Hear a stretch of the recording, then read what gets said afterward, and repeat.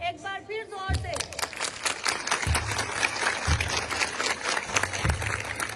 सबसे पहले मेरी माएं, बहनें, प्यारी प्यारी बेटियां, बच्चियां, सबको अस्सलाम वालेकुम।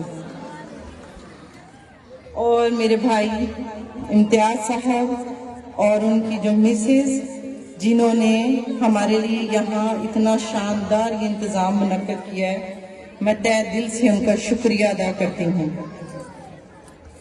मुझे बड़ी खुशी हो रही है कि मैं आज अपनी बहनों को बाहर निकले देख रही हूँ।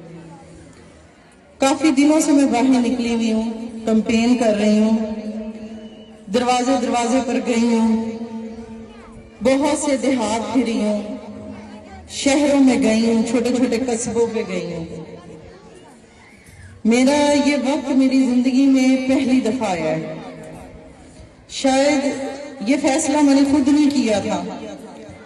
जब अल्लाह ताला आपको करोड़ों लोगों में से चुन लेता है ना, तो वो सारी खोजें आपकी तरफ लगा देता है।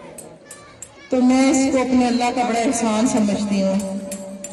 मेरी बहनों, मैं दरवाजे दरवाजे पर गई, मैं अपनी बहुत सी माओं को मिली, बहुत सी बच्चियों को मिली, मुझे उनकी तकलीफों का अजाला हुआ।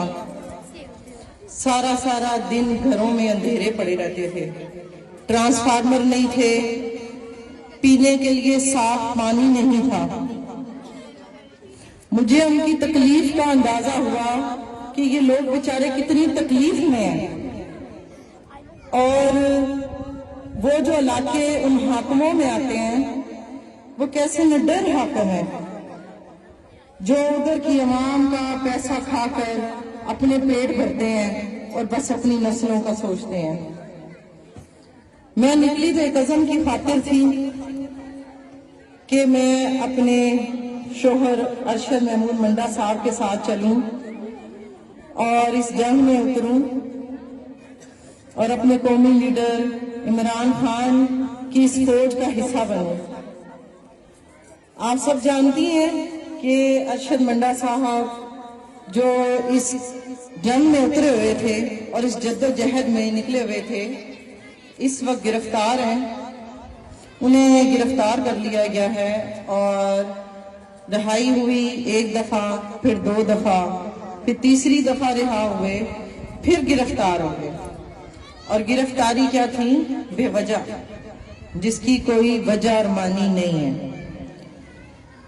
आप मेरी बहनें ये देखें कि हमारा मुल्क किस हद तक गिर गया है और इसके हाकिम जो हैं यजीदी बन गए हैं, जो अवाम को इंसाफ का हक ही नहीं दे रहे।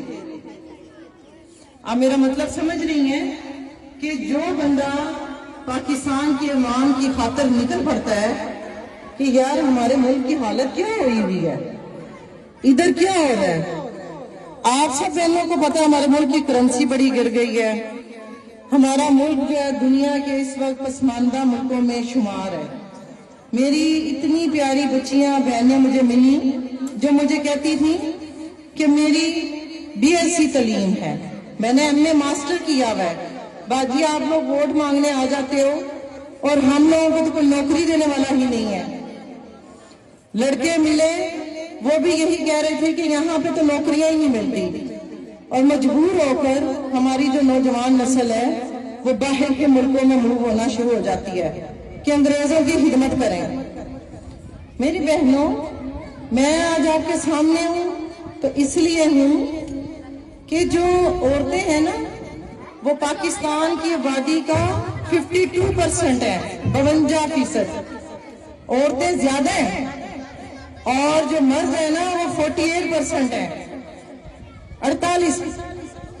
यानी कि जो तरक्की याफ्ता मुल्क है आपने देखा है, वहां औरतें शाना बशाना खड़ी हैं मर्दों के, इसलिए वो मुल्क भी तरक्की याफ्ता है।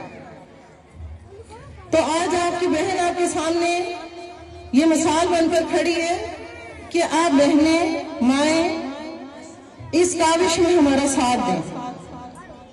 हम अपने सच्चे ऐसे कौमी लीडर को सामने लाते हैं जिन्होंने हमारी नस्लों का सोचा है, जिसने अपनी नस्लें नहीं संवारनी, वो कोई रिवायती सियासतदान नहीं है, वो एक नजरियाती सियासतदान है जो कायदे आजम मोहम्मद अली जिन्ना और जुल्फकार अली भुट्टो के बाद हमें अल्लाह ताला का तोहफा है। मैं कहती हूँ जिसने बाहर अपनी नस्लों को खिलाना होता तो वो इस वक्त जेल की सलाखों के पीछे बंद होता। उसके पास भी बड़े हथकंडे थे कि वो यहाँ से फरार हो जाते। क्या अब इस बात से इत्तेफाक नहीं है? अगर ये नून लीग वाले बाहर फरार हो सकते हैं तो ये हमारे कौमी लीडर भी हो सकते थे।